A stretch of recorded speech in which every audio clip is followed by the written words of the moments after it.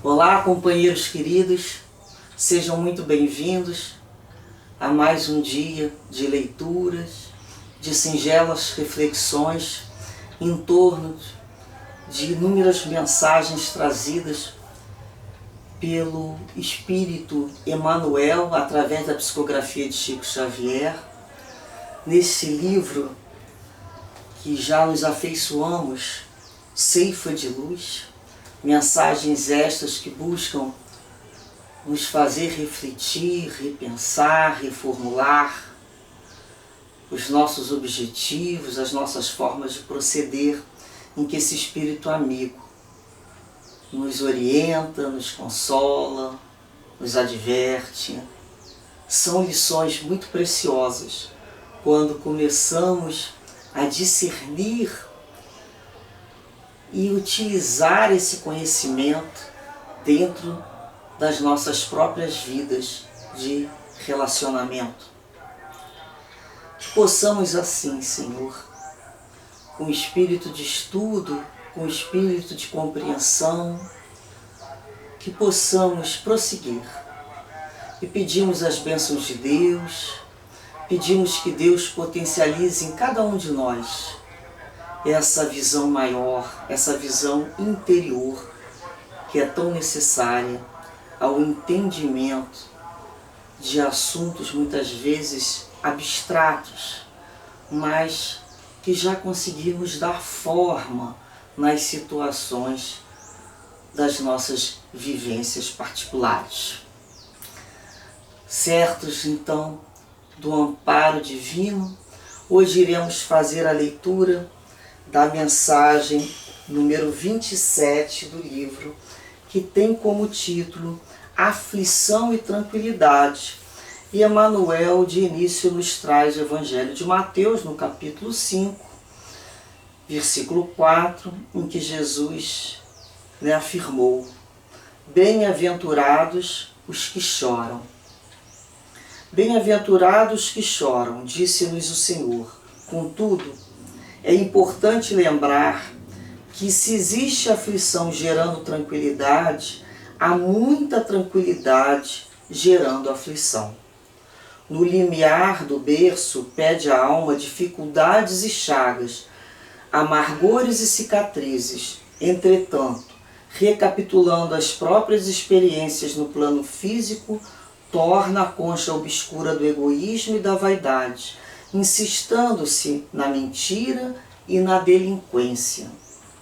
Aprendiz recusando a lição, ou doente abominando o remédio, em quase todas as circunstâncias o homem persegue a fuga que lhe adiará indefinidamente as realizações planejadas.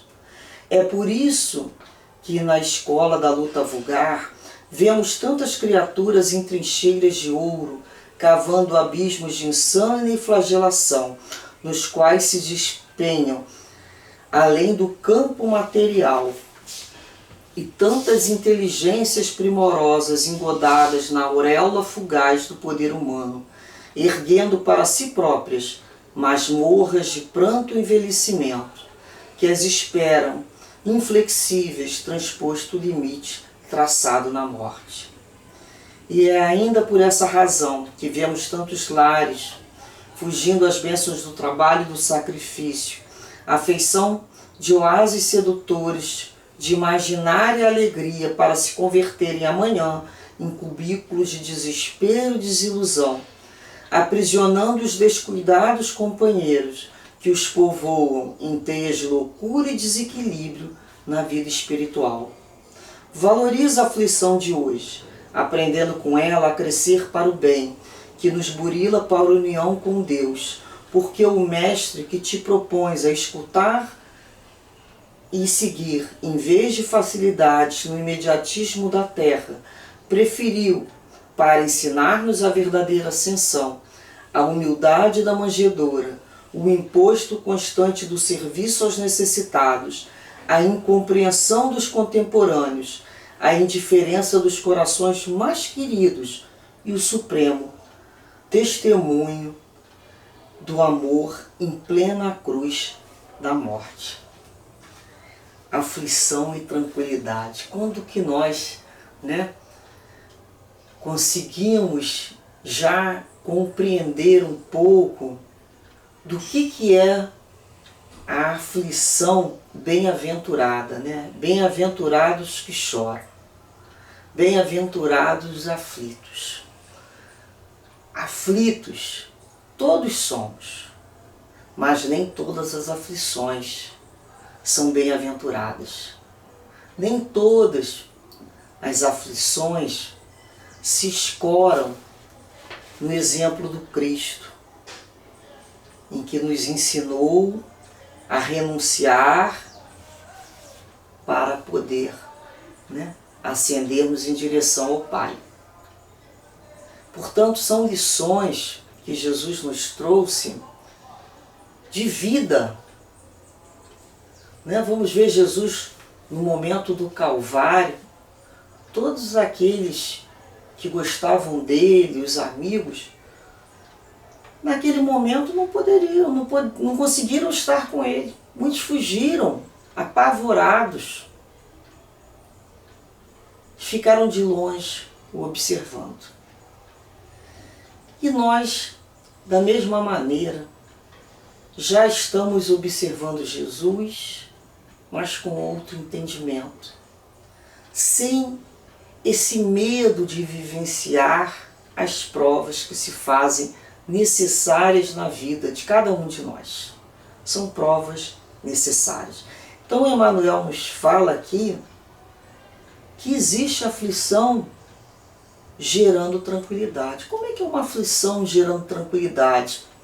Quando o espírito reencarna e ele pede, né, para resgatar o débito que possui, e ao vivenciar aquela situação, dentro dele, apesar das dores, apesar das dificuldades que as pessoas observam, ele sente uma paz, ele sente um misto, né, da própria aflição, mas com uma alegria. Que alegria é essa? Que tranquilidade é essa? A tranquilidade da consciência tranquila. É essa paz, é esse sentimento de tranquilidade da própria consciência. Alegria interna de ter conseguido colocar em prática na vida, na matéria, aquilo que ele entendeu ser necessário para o seu aprendizado. E ao mesmo tempo, inúmeras criaturas fogem das situações difíceis e que naquela fuga, logo depois vamos encontrar elas de que maneira? Completamente aflitas, desorientadas, desesperadas, quando não enlouquecidas. Então Emmanuel nos fala aqui que antes do berço, né, a alma pede as dificuldades necessárias, mas na hora do plano físico, das experiências, muitas vezes ela se nega, ela foge daquela experiência, ela receia aquela experiência do qual ela se prontificou, da qual ela utilizou da organização de um projeto no plano espiritual para unir ali inúmeros espíritos do qual ela tinha que vir junto, né? Dar o seu testemunho. Então, Emmanuel lembra, faz uma analogia, que essas pessoas são iguais àquele aprendiz, aquele aluno que não quer receber a lição, como o doente que abomina o remédio. Como será a vida desse aprendiz se ele não aceita a lição? O que ele veio aprender no colégio então? E o doente, como é que ele vai ficar sarado se ele não tomar o remédio necessário? Então o planeta Terra é uma escola, é um hospital, do qual estamos aqui aprendendo, nos medicando. Então muitas vezes Emmanuel fala, quase todas as circunstâncias, né, o homem persegue a fuga que lhe adiará indefinidamente as realizações planejadas. Porque ele tem o livre-arbítrio. Nós temos o livre-arbítrio. Mas quando buscamos essa fuga, muitas vezes falando, né, são fugas espetaculares do espírito. Ele busca, na hora do aperto da situação, fugir daquela situação. E vai fugir. Mas ao mesmo tempo que ele foge, ele adia, por tempo indeterminado, as realizações necessárias. O remédio necessário, a lição necessária, indefinidamente. Por que indefinidamente? Porque não sabemos quanto tempo irá levar para que novamente possamos unir aquelas pessoas ou aquelas situações propícias para aquele tipo de lição. Então nós temos o livre-arbítrio, mas vamos ter que entender o tempo necessário para poder recapitular determinada lição. Então ele fala aqui que na escola, né, da luta vulgar, nós vamos ver criaturas, né, enganadas, né? Elas, na fuga das lições necessárias, elas erguem para si mesmas masmorras de pranto, masmorras de choro, né? Que vão aguardar inflexível, porque é da lei, após a morte física. Então toda aquela situação, aquele comprometimento que ela tinha se proposto a executar, a dar conta, que ela foge, quando é que ela reencontra novamente essas cobranças? Após a morte física. Ela ali já encontra, e ali ela vai pedir novamente o remédio, que é a reencarnação, a misericórdia divina, para poder sair de determinadas situações, de determinados credores, que no plano espiritual não lhe dão trégua. Então a gente entende, né? A gente percebe que a criatura, quando ela está vivendo na aflição bem-aventurada, que ela está cumprindo o dever, o programa do qual ela estabeleceu como meta de progresso, apesar da dificuldade, ela é sempre protegida, ela é sempre envolvida com as boas vibrações, com as boas intuições. Ajuda nunca lhe falta, nunca vai lhe faltar.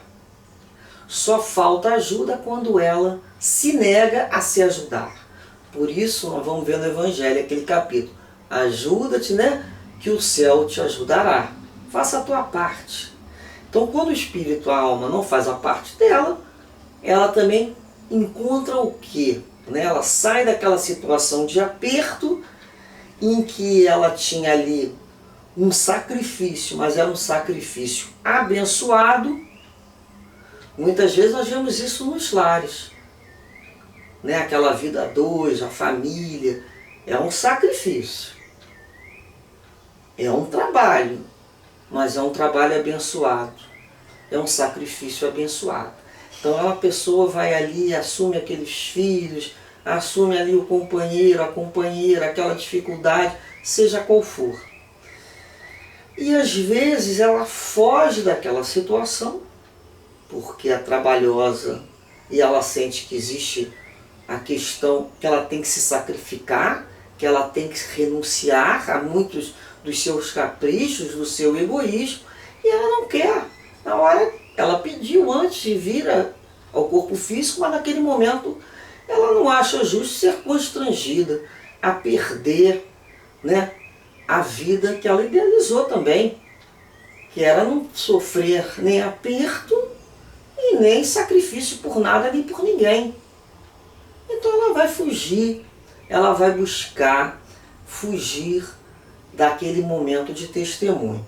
E aí vão aparecer ali, né, oásis sedutores, né, aqueles cantos da sereia, daquela imaginária alegria. Então a criatura está naquele lar, naquele burilamento, naquele cadinho, um com o outro, com o filho, com a esposa, com o marido, ou com o irmão, ou com a mãe, está naquele cadinho difícil, olha ali para fora e fala: nossa, olha a vida de fulano, só vive rindo, brincando, parece uma borboleta no parque. Aí eu estou aqui nesse sofrimento todo. olha ali como é que são as outras pessoas, e aquela imaginária alegria, elas fogem ali, né, da bênção do lar e vão buscar aquela imaginária alegria, se deixam levar, né, pelo canto da sereia, quando se vê estão em verdadeiros cubículos de desespero e desilusão. Por quê? E vão encontrar que criaturas depois? Criaturas, né, que os povoam em teias de loucura e desequilíbrio.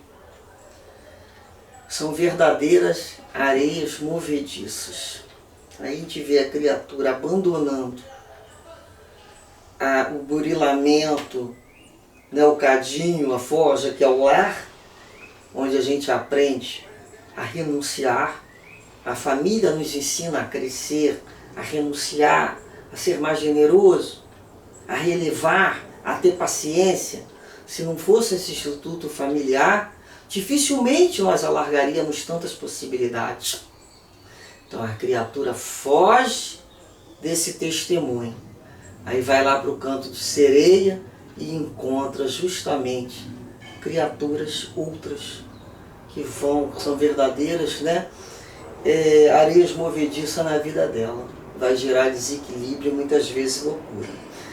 Então Emmanuel nos fala, cuidado, né? Cuidado com essas fugas. Muitas vezes a criatura está vivendo um momento de aperto e por não ter a coragem moral de se sustentar, foge pela porta do suicídio, encontrando do outro lado o desespero e a loucura. Sai de uma situação difícil para encontrar uma muito pior, e do qual ela vai ter que se preparar por longo tempo, numa faixa difícil de desequilíbrio, para depois retornar a fazer o que ela já estava fazendo. Então a gente para pensar que não nos cabe fugir da luta que Deus nos enviou, porque certamente temos condições de passar por elas. Não recebemos um peso pelo qual não pudéssemos dar conta. Então, não procuremos, né, o imediatismo da vida, acreditando que essa vida é a única, porque ela não é a única. Não é a única. Aprendamos a olhar para o passado, observarmos as lições do presente e olharmos para frente e para cima, para o futuro, para aquilo que queremos um dia colher. Aceitemos a colheita de hoje como resultado de plantações que outrora fizemos no desequilíbrio ou na loucura, na inconformação. É natural que esses frutos sejam frutos dessas situações, mas hoje já temos condições de colher esses frutos com mais maturidade e com maior discernimento para a plantação de um novo futuro. Nós trouxemos aqui também, no livro Instantes da Vida, psicografado por Chico Xavier, mas da autoria do Espírito Irmão X, uma mensagem, né, que tem como título Compromisso, em que nós vamos ler en passant, como se diz, né, e depois quem puder ler na íntegra, em função do tempo. Então ele vai falar aqui que eles foram chamados a ajudar fraternamente um grupo familiar que sofria com um doloroso caso de obsessão. Então, lá os instrutores indicaram alguém que no plano físico poderia colaborar com esses espíritos, né, que iam lá ajudar essa pequena família. Então Alberto Nogueira, que era a pessoa que foi indicado. Ele era médium, que já estava com 36 anos, vivendo sob o amparo do núcleo espiritual. E que partira, né, viera para a Terra numa expedição socorrista, né? ele tratava-se de um companheiro que eles lá não conheciam. Estava lá a ficha dele, mas que foram lá observar a ficha desse Alberto para saber como é que ele poderia ser útil e o que tinha acontecido, né? Qual o processo que tinha dado origem à existência dele atual com tarefa mediúnica e de permeio, né? Então, plano espiritual, esses companheiros que iam vir para o trabalho foram lá observar a ficha dele e leram comovidamente a súplica que o próprio Alberto, antes do renascimento, fez a Jesus. Eu vou ler porque é uma súplica muito bonita. Senhor Jesus, conheço a minha posição de espírito delinquente e por isso rogo a vossa permissão para tornar ao campo terrestre de modo a resgatar minhas faltas. Pequei contra as leis de Deus, ó divino tutor de nossas almas, e fomentei intrigas nas quais, amando o meu, pereceram dezenas de criaturas.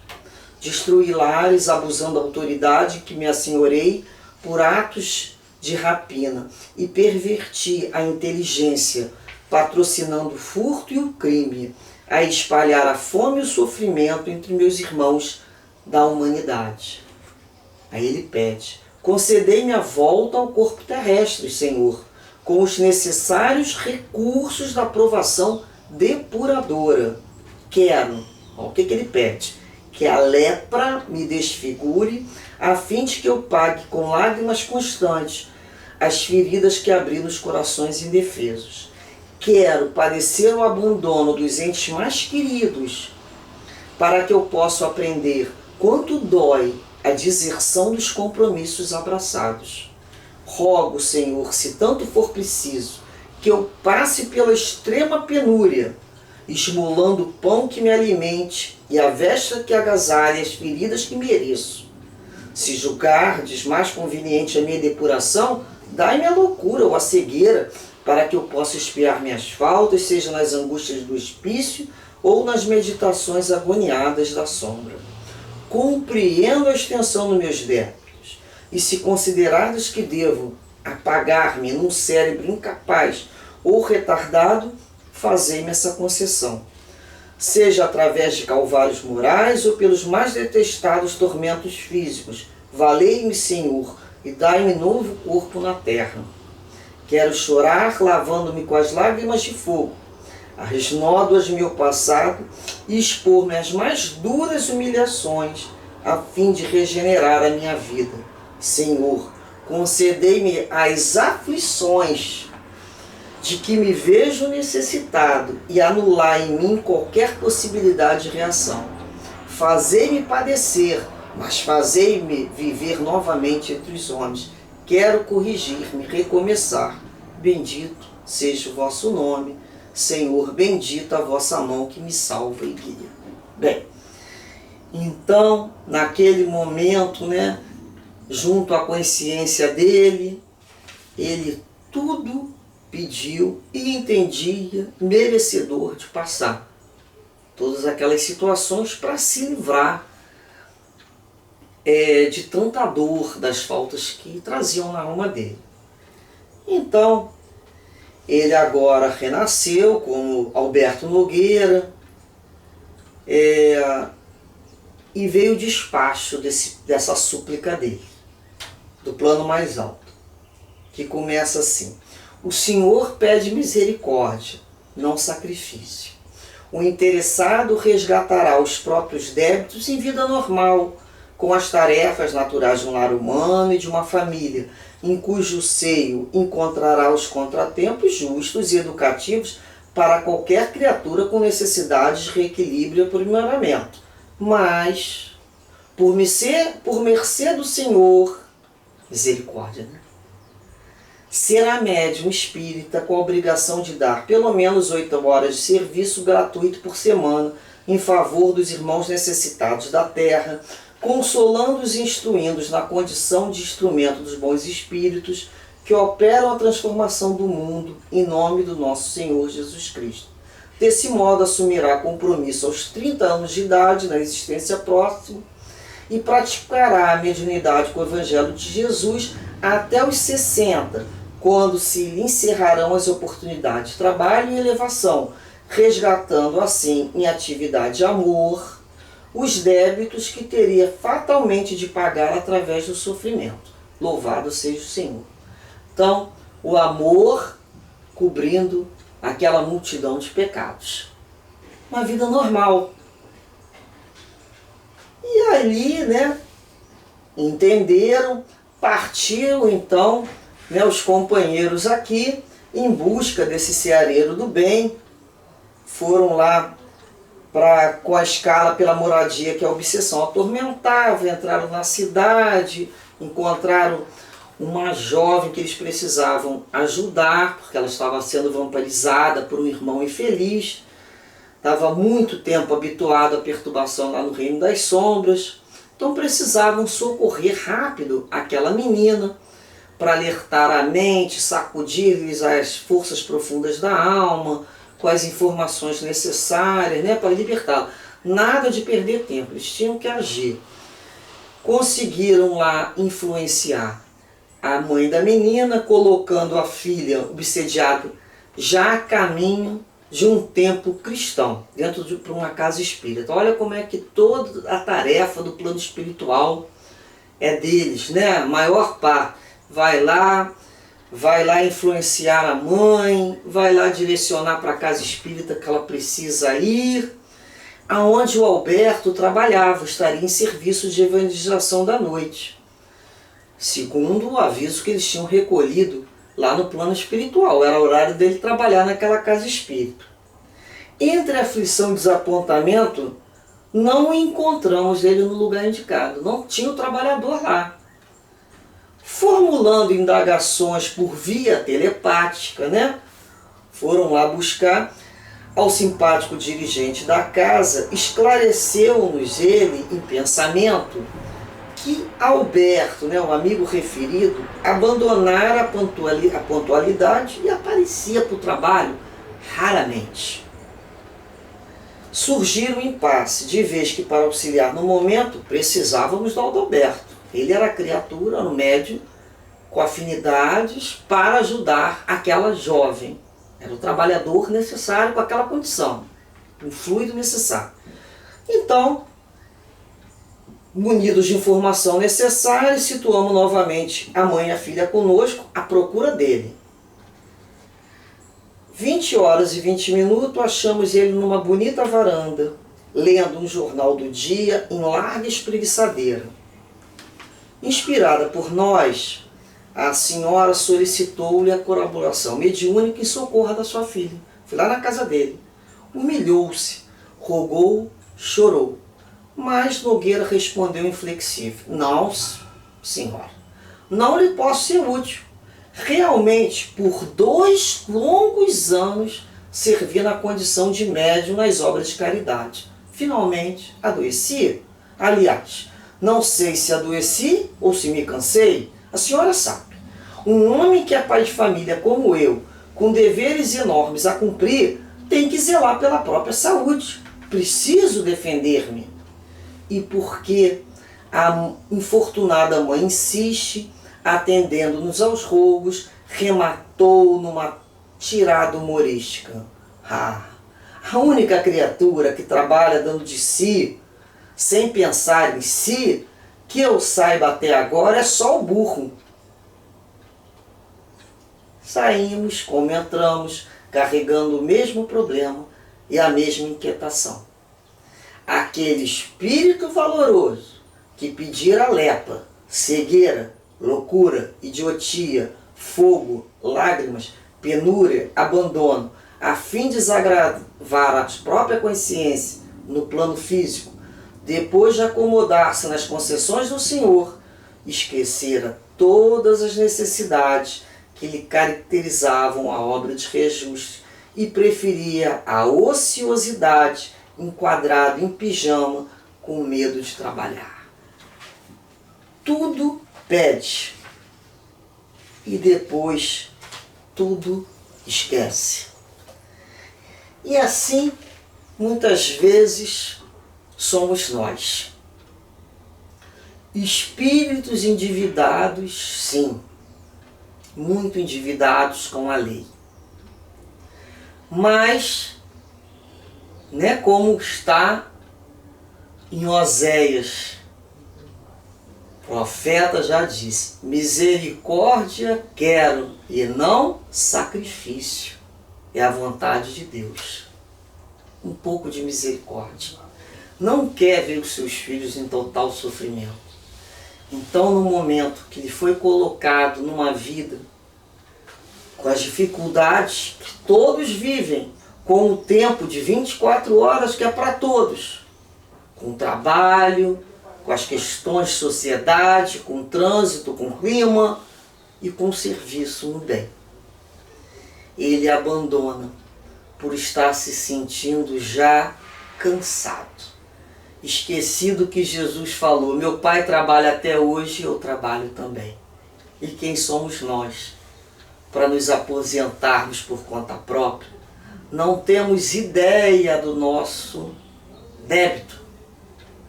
Não temos a ideia. Portanto, se ainda não conseguimos trabalhar pelo amor, trabalhemos pela disciplina, no aperto, que com o tempo o amor irá se desenvolver em todas as nossas tarefas. Sejamos aqueles que vivem as suas aflições, mas com resignação, agradecidos a Deus pela força que nos dá os ombros para suportar as dificuldades. Que não sejamos espíritos medrosos, nem paralisados no erro. Que possamos encarar frente a frente as dificuldades, agradecendo ao Senhor o remédio que irá curar a nossa alma enferma. Muita paz, muito discernimento e muita misericórdia em nossos corações. Graças a Deus.